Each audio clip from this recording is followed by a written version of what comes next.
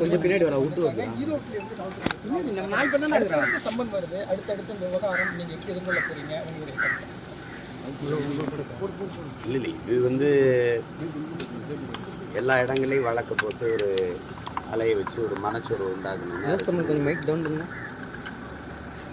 இதுக்கெல்லாம் சோர்வடைகிற ஆளான்னு முதல்ல நீங்கள் என்னை பாருங்க. இது நிறைய பார்த்த விஷயம். இதுக்கெல்லாம் அச்சப்படுகிறவன் முதல்ல இந்த களத்துக்கே வரக்கூடாது. சரி, நீங்கள் எத்தனை வழக்கு வேணாலும் போடுங்க, எதிர்கொள்ளுவோங்கிறதான்.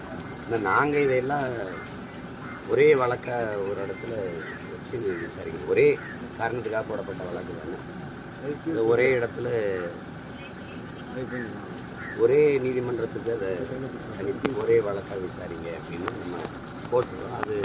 அதுக்கடையில் இந்த அலைப்பானைகள் வந்து கொண்டே இருக்குது. அதை சரி வாங்கிக்கிற வேண்டியதான். நீங்க நேரில் ஆஜராகணும் அப்படின்னு தான் சம்மன் வருது.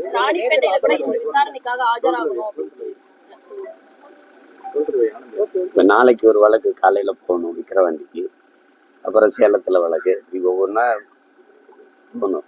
ஒரே நேரத்தில் 2-3 வழக்குன்னா ஒரு ஆள் தானே இருக்கேன். ஏஐல 4-5 உருவாக்கி அனுப்ப முடியாதுல்ல. அதனால ஒவ்வொன்றா தான் செய்யணும். இது நாம் தமிழர் கட்சி கொடுக்கக்கூடிய நெருக்கடியா பாக்குறீங்களா, இல்ல இந்த விவகாரத்தை எப்படி பாக்குறீங்க?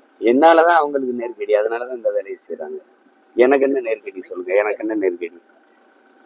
ஒரே நேரத்தில் 70க்கும் மேற்பட்ட வழக்குகள் பல்வேறு இடங்களில் பதிவு செஞ்சு தனித்தனியா அழைப்பானை கொடுத்து தனித்தனியா ஆதரவுன்னு சொல்றேன். இப்ப யாருக்கு நெருக்கடி? யார் பயப்படுறா? யாரை பார்த்து யார் பயப்படுறா? என்னை பார்த்தா நீங்க பயப்படுறீங்க. எனக்கு இது ஒண்ணும் இல்லை. நீங்க எவ்வளவு நாளைக்கு இது பண்ணிட முடியும்? ரெண்டாவது, அதிகாரத்தில் இருக்கிறவங்க வந்து இந்த அதிகாரம் வந்து நிலையானதுன்னு நினைக்கிறது தான் வந்து சிரிப்பா இருக்கு. உங்களுக்கு வலியோர் சிலர் எளியோர் தம்மை வதையை புரிகுவதா மகராசல்கள் உலக ஆளுதல் நிலையாம் நினைவாங்கிறான்ல. நம்ம தான் அப்படின்னு நினைச்சுக்கிட்டு இருக்கிற அந்த திமிர் இல்லை, அதனால போடுற ஆட்டம் தான். அது அப்புறம் பார்த்துக்கலாம்.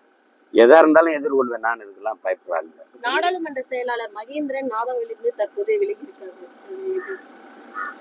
இல்ல, அது அவருக்கு என்ன பிரச்சனைன்னு தெரியல. அவங்களுக்கு ஒரு எதிர்பார்ப்பு இருக்கும், தங்கச்சி. ஒரு தேவை இருக்கும், அது கிடைக்கல, அது இல்லைன்னு ஒன்று போவாங்க. இது கட்சிக்குள்ள வளர்ற போது ஏற்படுகிற சின்ன சின்ன போட்டிகள் தான். நான் இருக்கணும்னு நினைக்கிற இடத்துல இவர் வந்துட்டாருன்னா அந்த இடம் தனக்கு கிடைக்கலன்னாலும் ஒரு சின்ன சின்ன பிரச்சனைகள் தான். இது வளர்ற கட்சி அதையெல்லாம் பொருட்படுத்திட்டு இருக்க முடியாது. தொடர்ந்து பெரியார் குறித்து பேசியதுக்கு பிறகுதான் வந்துட்டு நிறைய பேர் வந்துட்டு நாதகவிலிருந்து விலகுறாங்க. அதெல்லாம் அவங்களுக்கு பெரியாரை பத்தி ஒரு புரிதலும் இல்லை, ஒரு குறிக்கோளும் இல்லை. அதுக்கு முன்னாடி இருந்து போயிட்டு தான் இருக்கிறாங்க. பெரியாருக்கு இதுக்கு சம்பந்தம் கிடையாது. பெரியாரை பத்தி நான் பேசுறேன், பெரியாரை இகழ்ந்து பேசிட்டேங்கிறாங்க. அதெல்லாம் இல்லை. பெரியார் பேசுனதை எடுத்து பேசணும். பெரியாரை கொண்டாட நினைக்கிறவங்க பெரியாரை புகழ்ந்து பேச வேண்டியதானே. நான் கேட்கறதுக்கு இல்லை. பெரியார் இதெல்லாம் பேசியிருக்காருன்னு நான் பேசினேன், அதெல்லாம் பேசலைன்னு மறுக்கணும். இல்லைன்னா ஏன் பேசினாருன்னு விளக்கழிக்கணும். அதை விட்டுட்டு அவதூற பேசிட்டு கூடாது. இந்த படம் போய் அதை பார்த்தது போய் அது போய் இது போயின்னு பேசிட்டு இருக்காரு. அவர் பேசுறது இப்போதையே அதை பெருசா பேசணும். அவர் பேசியிருக்காரு, இப்போது அதையும் பேச பொருளா மாறுது. இப்போதையும் எப்போது பேசணும்? நீங்க ஏன் பேசுனீங்க? எப்போதுனாலும் ஏன் பேசுனீங்க? நான் கேட்கிறேன். இந்த பைபிள், பகவத்கீதை, குரான்லாம் சொல்லப்பட்ட எவ்வளவு ஆண்டுகள் ஆயிடுச்சு? ஏன் தினம் பேசுறீங்க? நீங்க என்ன சொல்லியிருக்கீங்க? நாங்கள் வந்து என் மொழியை சிதைத்து, என் கலை இலக்கிய பண்பாட்டை அழிச்சு, என் வழிபாட்டை அழிச்சு, என் நிலத்தின் வளத்தை எல்லாம் சுரண்டி கொடுத்து, முறையற்ற நேர்மையற்ற கேடுகட்ட ஆட்சி முறையை உருவாக்கி, ஒரு ஒழுங்கீனமான அவதூறான அநாகரிகமான அரசியலை என் தாய்நிலத்துல கட்டமைச்சது திராவிட கோட்பாடு தான். அதுவும் பேரறிஞர் அண்ணா வரைக்கும் சரியா இருந்தது. என்னைக்கு ஐயா கருணாநிதி அவர்கள் அந்த நாற்காலியில் போய் உட்கார்ந்தாங்களோ அன்னைக்கு தான் இந்த வாடகை வாய்கள் வருகிறது, வசப்பாடுறது, தனிப்பட்ட முறையில் ஏசுறது. அது அதிமுக ஆட்சி காலங்களோடு அது நடக்காது. இவங்க ஆட்சிக்கு வரும்போது ஏன் தமிழர் ஆட்சின்னு சொல்ல முடியல? உங்களால திராவிட மாடல்ங்கிறீங்க, ஆனா விருது கொடுக்கும்போது தகைசால் தமிழர் விருதுங்கிறீங்க. தகைசால் திராவிடர் விருதுன்னு கொடுக்க வேண்டியதானே? துணி விருந்தா? எல்லாமே ஏமாற்று. என்னுடைய அடையாளங்கள், என்னுடைய கலை, என்னுடைய இருக்க இலக்கியம், என்னுடைய நாகரிகம் இருக்க வேண்டிய இடத்துலாம் திராவிட கட்டிடக்கலை, திராவிட நாகரிகம், இது எப்படியே இருக்கிறது? என் அடையாளங்களை நான் அழிச்சு ஒழிச்சு என்னுடைய ஆயிரக்கணக்கான என் முன்னவர்களினுடைய அளப்பரிய ஆற்றல், புகழ், உழைப்பு, ஈகம் எல்லாத்தையும் மறைச்சு பெரியார் பெரியார் பெரியார்னு எல்லாத்தையும் கொண்டாந்து நிறுவி ஒற்றை குறியீட்டுக்குள்ள மற்றவர்கள் அந்த திராவிடம்ங்கிற போர்வையில மற்றவர்கள் திராவிடம்ங்கிற கோட்பாடு எதுக்கு? தமிழர் அல்லாதவர்கள் வசதியாக வாழவும் ஆளவும் கொண்டு வரப்பட்ட ஒன்று. மறுப்பது யாரு? எதிர்ப்பது யாரு? யாரு இருக்குது? அங்கதான் இருந்தோம். திருப்ப பயணி என் முன்னோர்கள்லாம் இந்த கொள்கை சரின்னு தான் வந்தாங்க. யாரு? இந்த எங்க ஐயா எங்க தாத்தா தேவனைய பாவாணர் கூட கடைசிக்கு தான் திராவிடம் தீதுன்னு வர்றாரு. பாவேந்தர் கூட வென்று வருவான் திராவிட கலைன்னு தான் வர்றாரு. கடைசிக்கு நாம் தமிழர் என்று முரசறைவான்னு வர்றாரு. எங்க தாத்தா திக்கையா போய் விஸ்வநாதன் எல்லா அண்ணல் தங்க எல்லாம் அங்க இருந்தவங்க தான். கடைசியா எல்லாரும் அப்படித்தான். நான் அங்க இருந்தவன் தான். கடைசியா பார்க்கும்போது இவன் எனக்கு நான் கொண்டாடப்பட வேண்டிய கொள்கைக்காரன் இல்ல, துண்டாடப்பட வேண்டிய கொள்ளைக்காரன் தெரிஞ்சவர்கள் தான் எதிர்த்து சண்டை செய்ய வேண்டியது இருக்கு. இப்ப என்ன இருக்கு எனக்கு சொல்லுங்க, என்ன இருக்கு? என்ன இருக்கு? இந்த புதிய கல்விக் கொள்கை எதுக்குங்கிறத ஏமாற்று இல்லையா? உங்க மனசார்ந்துட்டு சொல்லுங்க. ஐயா ஜவஹர் நேசன் எதற்காக அந்த அந்த இதுல இருந்து வெளியில வந்தார்? யாராவது சொல்லுங்க. புதிய கல்விக் கொள்கையை அப்படியே இவங்க ஏற்கிறார்கள், அதுக்கு மேல நம்ம இங்க இருந்து பயனிலையுமே வெளியில வந்தேன்னு அவர் பேட்டி கொடுத்தது. இல்லந்தேடி கல்வி எந்த எதுல இருக்கு? புதிய கல்விக் கொள்கையில இருக்குல்ல. எல்லாத்தையும் நீங்க செயல்படுத்துறீங்க. இந்தியை எதிர்க்கிறேன்றீங்க, இந்தியில சோறுட்டி விட்டுறீங்க, இந்தியில பேசி வாக்கு கேட்கிறீங்க.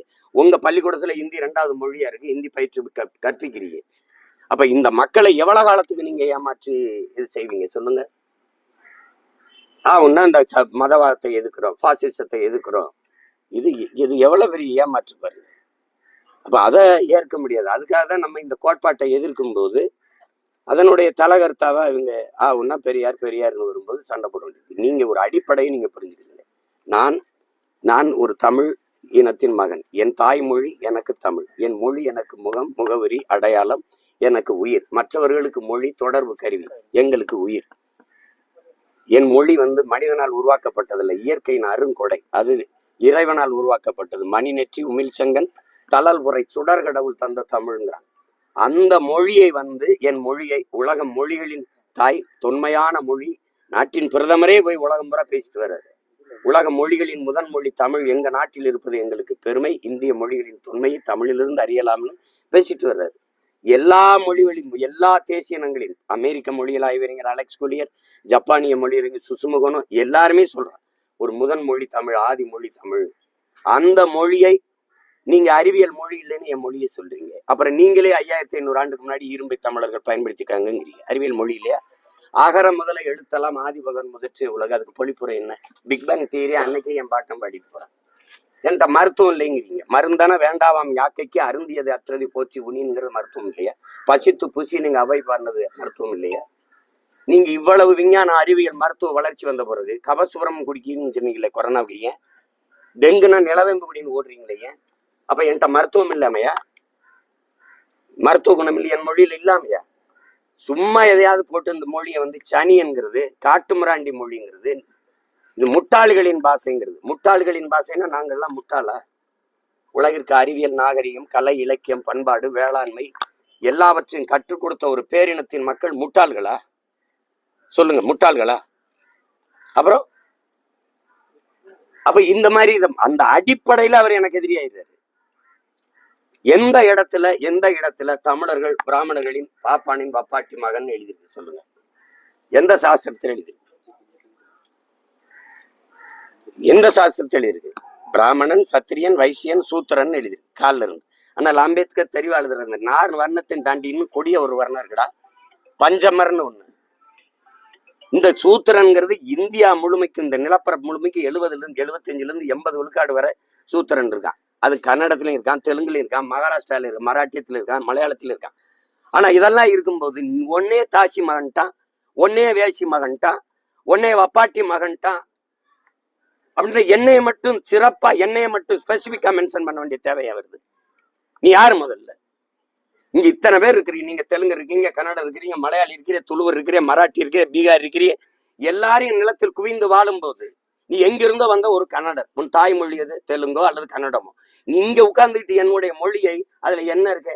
அது ஒரு சனியை விட்டு ஒளி, அது முட்டாள்களின் மொழி, தமிழ் படிச்சா உனக்கு பிச்சை எடுக்கொள்ளலாம் இல்ல, இதெல்லாம் என்னது? அப்ப தெலுங்குல எல்லாம் இருக்கா? அப்ப கன்னடத்துல எல்லாம் இருக்கா? அப்ப மலையாளத்துல எல்லாம் இருக்கா? என்னது? உன் தமிழ் தாய் 3000 ஆண்டுகளா இருக்கிறாங்கிறீங்க. படிக்க வச்சேன்னா எங்க பாட்டன் வள்ளுவன், கம்பன், கபிலன் எல்லாம் யார் படிக்க வச்ச? நீங்களா? சேட்டை பண்ணிட்டு அலையக்கூடாது. பள்ளிக்கூடம் திறந்து பல்லாயிரக்கணக்கில் படிக்க வச்சான் என் தாத்தன் காமராஜ். படிக்க பிள்ளைகள் வரல, பசியோட இருந்த பாடம் மண்டையில் ஏறாதுன்னு மதிய உணவு திட்டம் போட்டு எல்லாருக்கும் சோறு போட்டான். கையேந்தி நின்னா அந்த மகன். தாளாளர்கள்லாம் கொடை கொடுங்க. பெரியார் கொடுத்த ஒரு நன்கொடை சொல்லுங்க தம்பி, பெரியார் கொடுத்த ஒரு நன்கொடை சொல்லுங்க. இந்தாங்க காமராஜ். எல்லா கொடையாளரும் பணம் கொடுத்தான், அரிசியை மூட்டை மூட்டையா ஏற்றி கொடுத்தான், விறகு கட்டா ஏற்றி விட்டான். முடியாத தாய்மார்கள் வந்து சமைச்சு போட்டு போனாங்க. மக்கள் இயக்கமா மாத்தி பிள்ளைகளை படிக்க வச்சான். நீங்க கொடுத்த நன்கொடை ஒண்ணு சொல்லுங்க பாப்போம். ஏற்றதால் இருக்கக்கூடாது, ஏழை பணக்காரன் உயர்ந்தவன் தாழ்ந்தவன் பாகுபாடு ஒரே மாதிரி சீருடை போட்டு படிக்க வச்சான் அந்த கிழவன். நீங்க அது இந்த நல்ல முயற்சி காமராஜ் செய்தது பாராட்டு ஏதாவது எழுதிருக்கீங்களா? சும்மா வாய்க்கு வந்த நான் தான் படிக்க வச்சேன், நான் தான் படிக்க. யார் நீ? எங்க படிக்க வச்ச? என்ன படிக்க வச்ச? நேற்றிலிருந்து கைது செய்ய போறதாகவும் தகவல். அது என்ன நான் எதிர்பார்த்தான் காத்திருக்கேன். பையில வாங்கி பெட்டியோட தான் சுத்தி என்ன தம்பி, இதெல்லாம் என்ன தம்பி? என்னை எப்படி தம்பி பெரிய தலைவனாக்கி அந்த முதலமைச்சர் நாற்காலியில உட்கார வைக்கிறது எப்படி? என் ஒருவன் உழைப்பு பத்தாது, எல்லாரும் சேர்ந்து உழைச்சுதான் என்னை தூக்கி பண்ணி உட்கார வைப்பாங்க. உங்க தெரியுமா எங்க தலைவனை அடையாளம் காட்டுனது யாரு தெரியுமா? இத்தனை கோடி தமிழ் மக்கள் இல்ல, 14 வயதுல வீட்டை விட்டு வெளியே போன என் தலைவனை 18 வயசுல ஆல்பர்ட் துறைப்பா சுற்றுறாரு, மீசை கூட சரியா முளைக்கல. அவரை 10 லட்சம் தலைக்கு விதிச்சு நாடெங்கிலும் அவர் படத்தை போட்டு இவரை பற்றி தகவல் கொடுக்கிறவர்களுக்கு 10 லட்சம் பரிசுன்னு அறிவிச்சு அந்த பிரபாகரன்கிற பேரையும் அவரையும் அந்த நாடு முழுக்க பரப்பி இவன் தான் உங்க இனத்தின் தலைவன் அடையாளம் காட்டினவன் எங்க இன எதிரி சிங்களம் தான். என்னைய 1.5 வருஷம் தொடர்ச்சியா சிறையில போட்டு போட்டு போட்டு சாதா படம் எடுத்துக்கிட்டு இருந்த பையனை கொண்டாந்து என்னை இந்த இடத்துல இறக்கி உறுதியா நின்றான்னு சொன்னது ஐயா கருணாநிதி தான். அதுக்கு நான் ரொம்ப நன்றி கடன் பட்டேன். அது மேலும் ஒரு பங்கு என்னை வளர்க்கணும்ல, இன்னும் 2 மடங்கு வளர்த்து விடணும்ல. அப்ப என்னை சிறையில போட்டாதான் சரியா இருக்கும். இப்ப கூட படிக்க கொஞ்சம் நேரம் குறைவா இருக்கு, சிறையில போட்டா நல்லா படிக்கலாம். புரியுதா? இன்னும் கொஞ்சம் விரிவு செய்துக்கிட்டு வரலாம். அதுக்கெல்லாம் பயப்படா இந்த இடத்துக்கு வர முடியுமா தம்பி? நன்றி நன்றி.